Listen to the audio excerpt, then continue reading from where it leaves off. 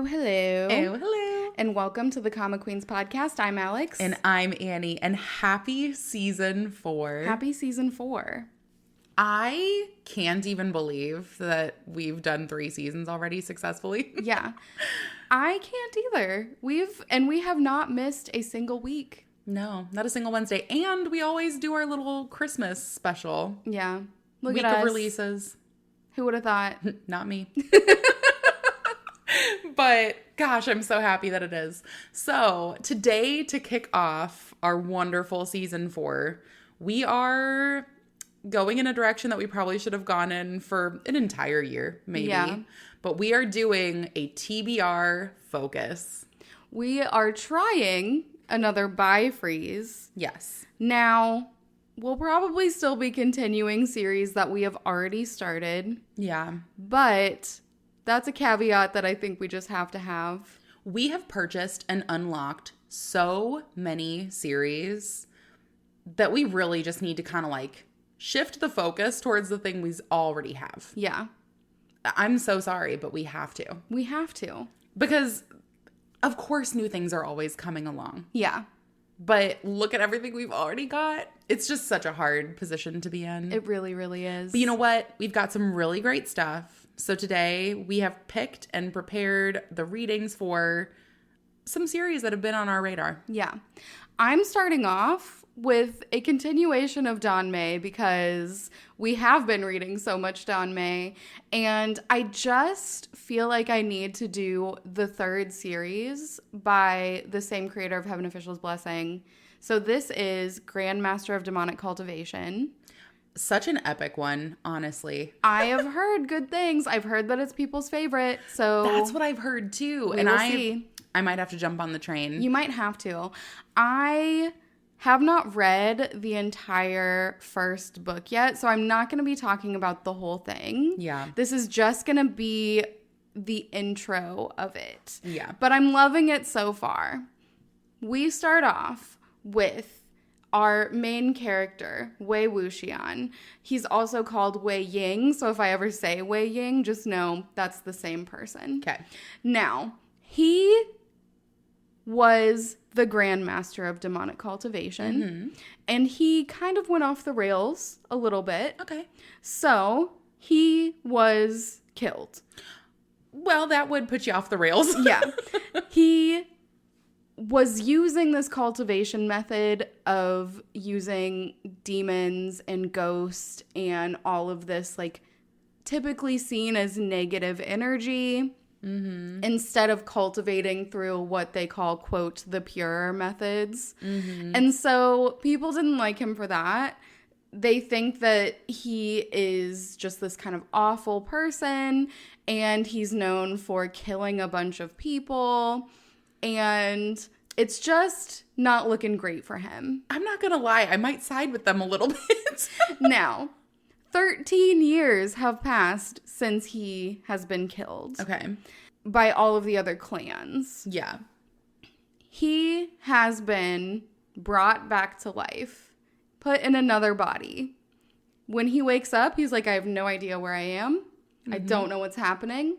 This is, like, not great. Because he realizes from the spell book that's by him that the person who brought him back did so as a sacrifice. As like an, I will give you my body if you follow through with the revenge that I want to seek. And he's like, listen, I think that you think that I am a way worse person than I am because I don't want to do that. Yeah. But he has to, or else he will die again. It's part of the contract. But he didn't agree to this. Yeah. Well, He didn't sign on the dotted line. yeah, this guy specifically said, I want Wei Wuxian to be this person that comes.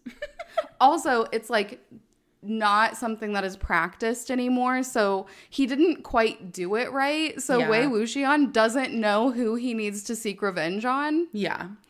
And he starts piecing things together. So he finds out that the person that he has become is Mo Xuanyu. And Mo Xuanyu is the illegitimate son of another sect leader. Yeah. And he was picked up to be a cultivator, and he ends up going to join this house of the Jian sect. Yeah. And when he gets there, he's immediately is put down because he's a cut sleeve, which is a man who likes men.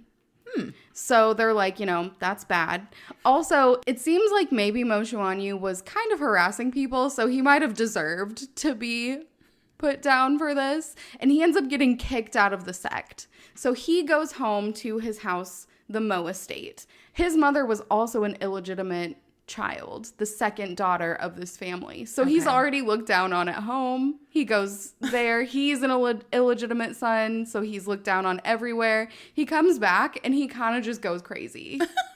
And so he is left in his room. The family just kind of almost imprisons him there. They make sure that he doesn't get out because they're like, he's crazy. We need him to stay in here. Mm-hmm. But it's kind of like, is he crazy or is he just abused? Is he just going through it? Yeah. Wei Wuxian does kind of say, okay, I've got to figure out what's going on, so I have to get out of this room. He's dressed as the hanged ghost. That's like part of what this guy did. So he looks crazy when he goes out, and he just plays it up. He's like, I'm just going to act crazy.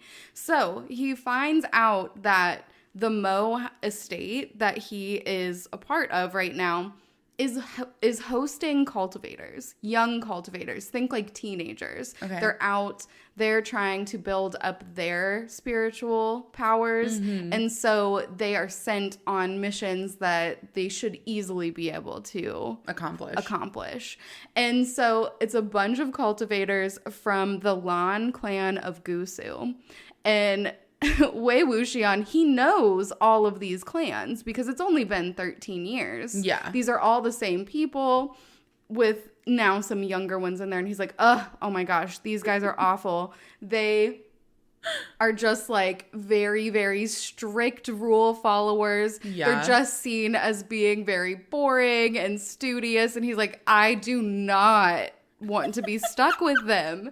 And so he's going out and he's trying to make a fool of this family in front of these cultivators because these cultivators are trying to get their legitimate son to now go and become a cultivator with them. And he's like, I'm going to mess that up because clearly that's one of the people that I need to get revenge on. Oh. So two birds, one stone. Yeah. Really.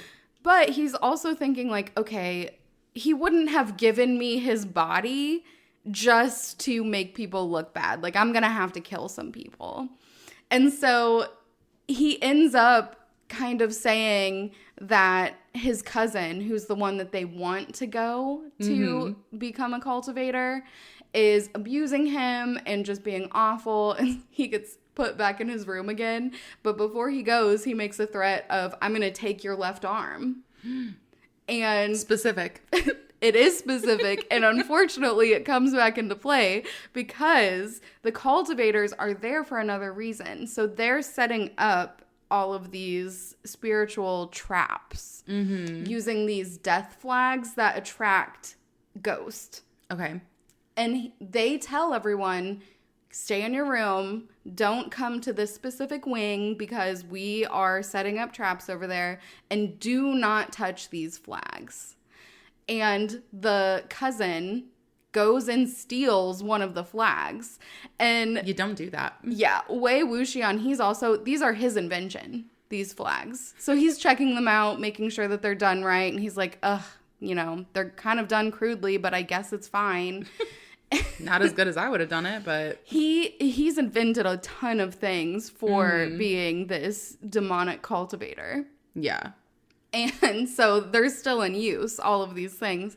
And so when he is going back, they call everyone to the main estate, and his aunt is like, Mo Xuanyu killed my son because the son is now dead. His entire soul has been sucked out of him. And he's also missing his left arm. Uh-oh. So they're like, you all heard him say that he was going to take his left arm. So look, he's missing an arm. And so they're doing their investigation. The cultivators are there as well. It's very quickly discovered that, one, Mo Xuanyu would have no way to suck his soul out. So it doesn't seem likely. And also they find the flag that he stole in his pocket. They're like, well, obviously a ghost came and got him because he had this flag on him. He didn't it pay makes attention. sense. Yeah. The aunt's like, no, it's his fault. We need to arrest him. And there's a whole kerfuffle that happens where we find out that it's an arm ghost who's trying to find the rest of his body. So he takes place of the arm. And he's actually really powerful. So they're struggling trying to get this arm ghost gone. Yeah. The young cultivators, I mean, they're teenagers. They're like, this is above my pay grade. So they set off warnings to their cultivators, like a distress signal, like, please come help. Yeah. So then Wei Wuxian is like, oh no, now they're going to come and I really, really don't want to see their leaders. So I got to get out of here. Yeah. But he can't because he's trying to help everyone still. And this whole situation does end up getting resolved. They get rid of this arm spirit. And Wei Wuxian ends up stealing a donkey and getting out of there. Not having read this, I'm like, this is the craziest shit. It's a pretty crazy opener. And so he steals this donkey. He's on his way. He runs into other cultivators because there are small sects of cultivators that don't belong to these larger groups. And they're just trying to like make their own way. Yeah. So he runs into a group of them. They see him in his ghost makeup and they're like, this is a crazy man. But one of the young girls goes and gives him an apple, like Aww. as a kind gesture of you look like you need something to eat and also you kind of look crazy.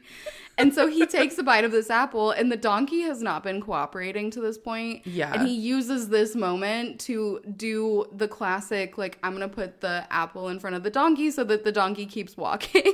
Yeah. And so that's what he does. They continue on and all of the clans are meeting at this mountain, Mount Defan. And this mountain is home to another spirit that has gone awry. So all of these other people in this town that is below this mountain are having issues. So they are like, please come and help. There's like a spiritual event going on. So all of the different clans are there to try and find different spirits. There's one young cultivator there from the Jian clan, which is the one that Wei Wuxian used to be associated with. Yeah. He was an orphan and he gets taken in by the leader of the Jian clan. And so Zhen Ling is this young cultivator and he's just causing havoc. He's just like, think wealthy, spoiled brat. And he's trying to raise himself up. His uncle, Jian Cheng, and Wei Wuxian were raised together. Aww. And so he especially has it out for Wei Wuxian now because he left. Yeah. And so Wei Wuxian's like, he cannot know who I am. He's also throughout this like subtly using his old ways. So he's doing different things to control these demons. The young cultivators are seeing this and they're like, something is weird here.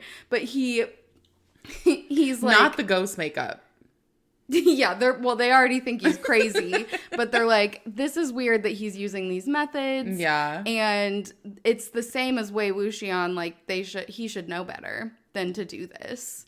Yeah. And so he ends up getting caught by Jian Cheng again. And because Zhen Ling is there and is like, I want to catch all the spirits. And Wei Wuxian is like, no, you can't, but as Mo Xuanyu. And so there's this whole big thing with the Jian sect and the Lan clan of Guzu.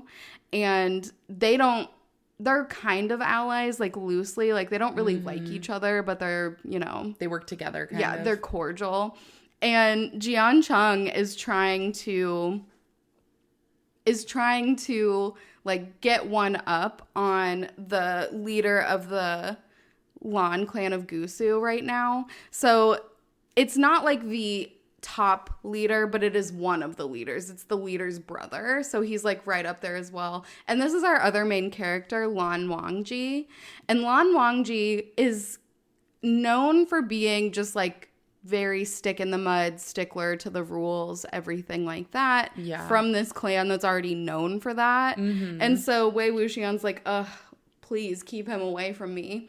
And so it comes to where we have it's like the Spider-Man. They're all facing off against each other. Yeah. And Jian Chung knows that Mo Xuanyu has used this demonic method of using a bamboo reed to call forward a demonic spirit. And the one that he ends up calling is one that Wei Wuxian is known for using. Oh. And so he's like, this has to be a man possessed by Wei Wuxian.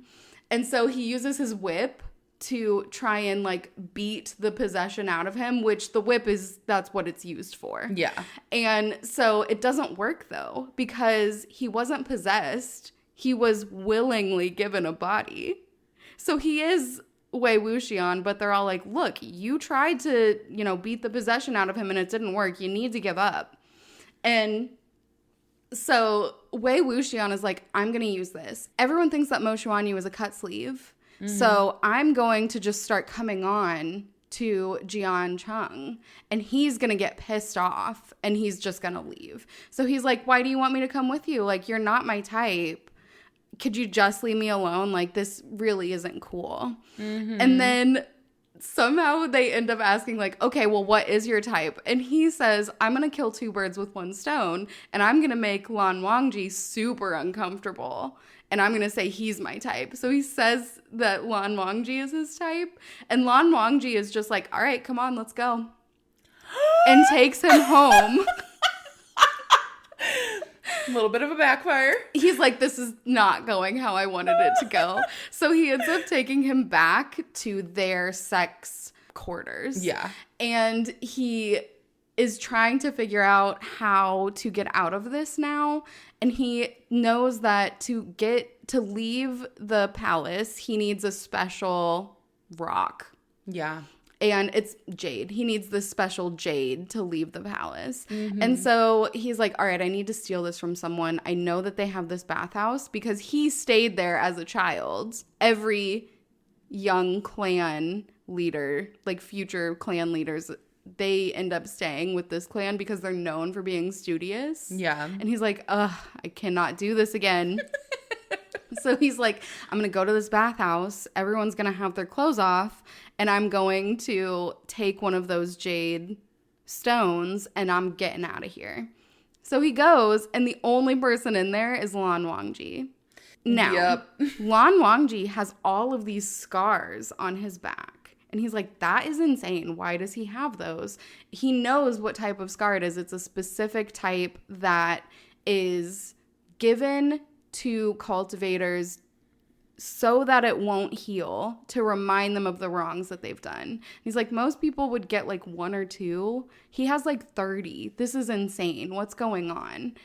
So he just doesn't learn from his mistakes. He also finds a secret floorboard that he can remove that has a bunch of alcohol in it. So he ends up taking all of Lan Wangji's alcohol. And he's like, this man is not who I remember. So something has happened to Lan Wangji, and I need to know what's going on. Yeah. And then as he's leaving, because Lan Wangji sees him, so he runs away, and then he goes out, and he is trying to get himself kicked out of this palace. So he's like, I wasn't trying to peep on Lan Wangji. Just trying to make everyone uncomfortable to the point where they're like, please leave. Oh, yeah, it's very inconspicuous. Good job. Yeah. And that's really where I'm at right now. I'm not too far into this story, but I love it. It's so good so far. It sounds so good. Here's the real problem. I want to also read this one alongside you, but I haven't purchased it. So and you I can't know. read you can't read it for a while. Can't read it for a while. And I'm definitely not sad about it. Should have like rushed to buy it. I think that that's the problem too, is I feel like once we put in buy freezes, I feel like I'm just rushing to purchase all the things beforehand, which does defeat the purpose. Yeah. Just a little bit. That's okay. I mean, you've got one today that you had purchased a while ago, so... Patting myself on the back. For once. But you're right. This is one that I've had purchased for a while. The one that I read for today is Our Sunny Days. This has been not only just on the TBR in general, I've been unlocking it forever and was like, I'll get to it. And then it completed the main story, and I added it to my New Year's resolutions for this year. Mm-hmm. So I'm just 2 birds, 1 stone. Yeah. Now, this story was written by Jong Sok-chan. It's on Leezen. The main story is completed with 77 episodes. And it's a BL family story. Mm-hmm. Not like they're related.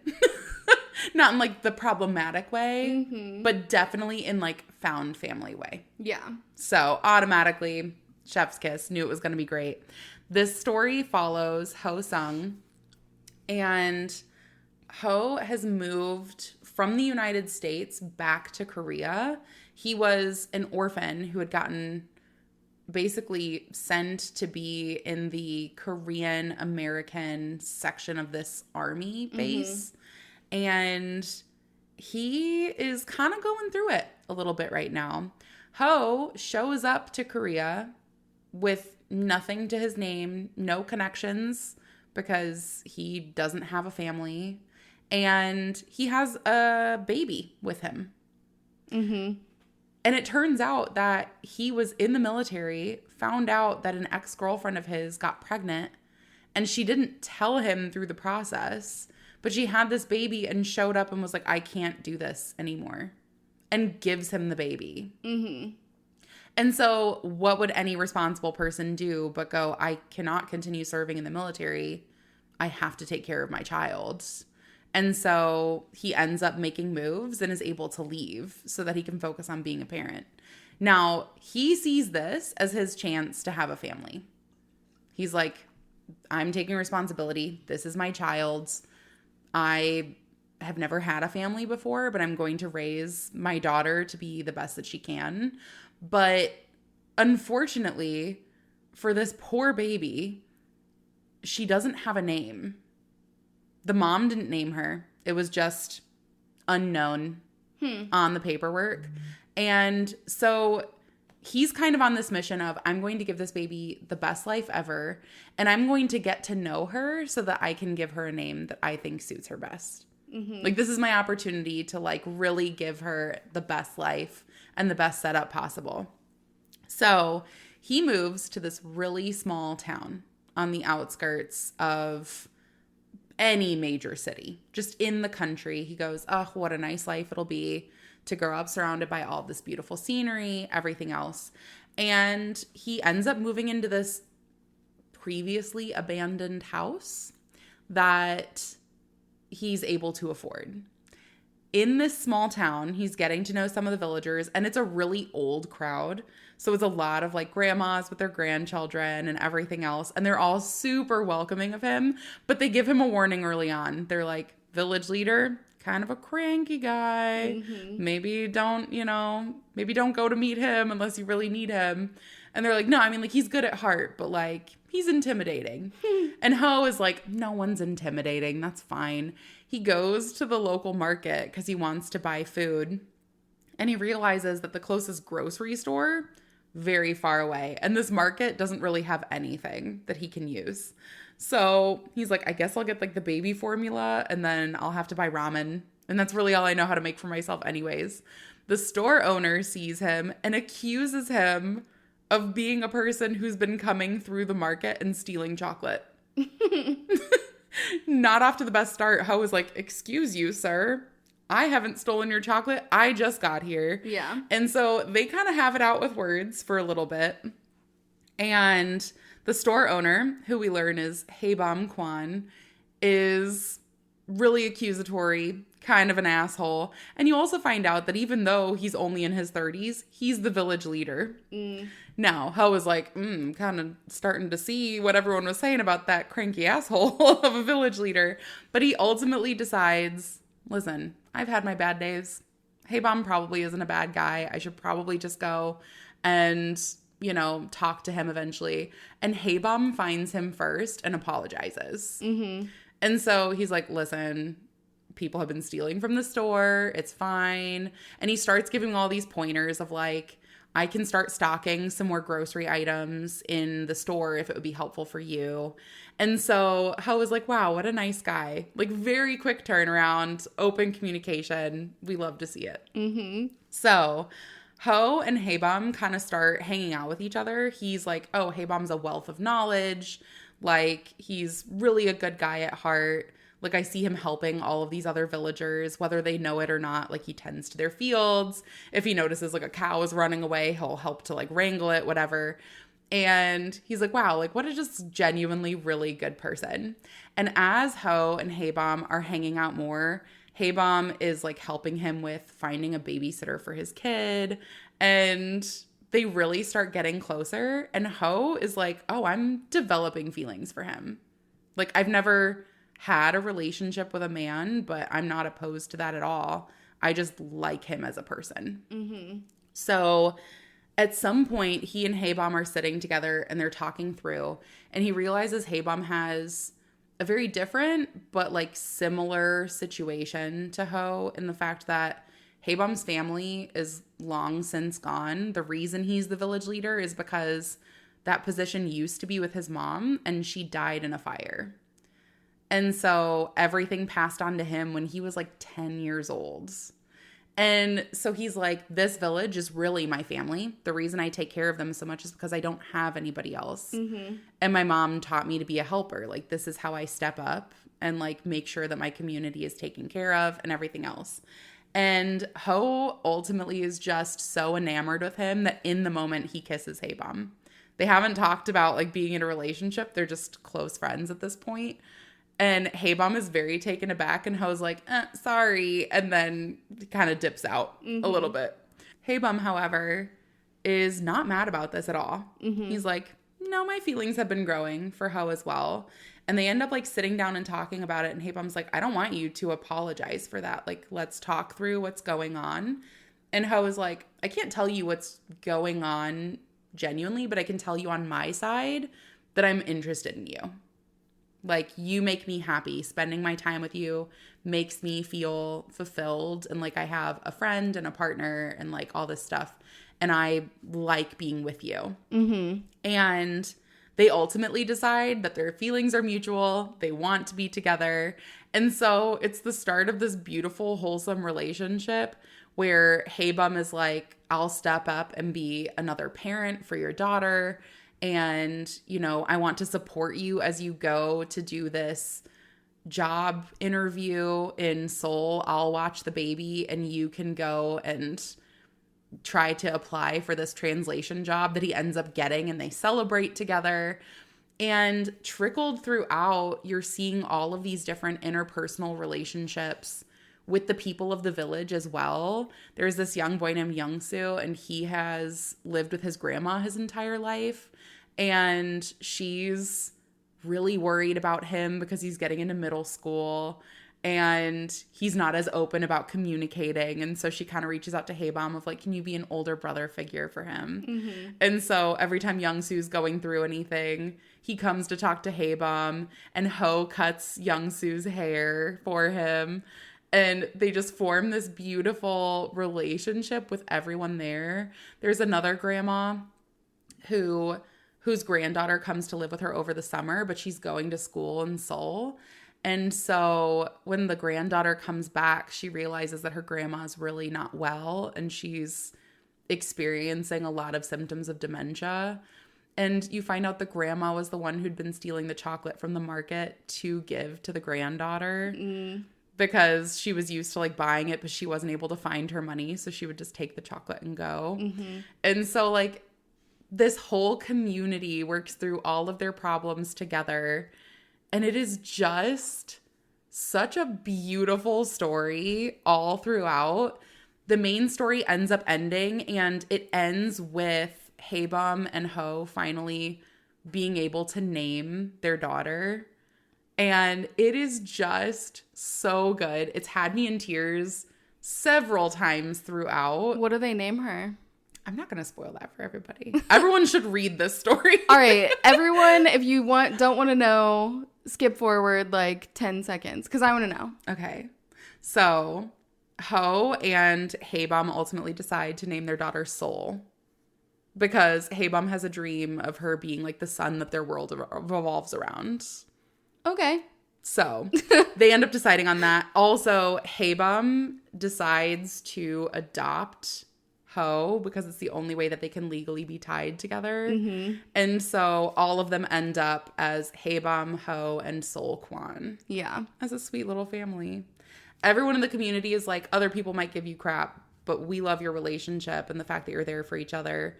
Ho ends up introducing Haebum to like one of his superiors, and the superior is very keen and figures out very quickly that they're in a romantic relationship, even though they try not to openly put it out there at this military party.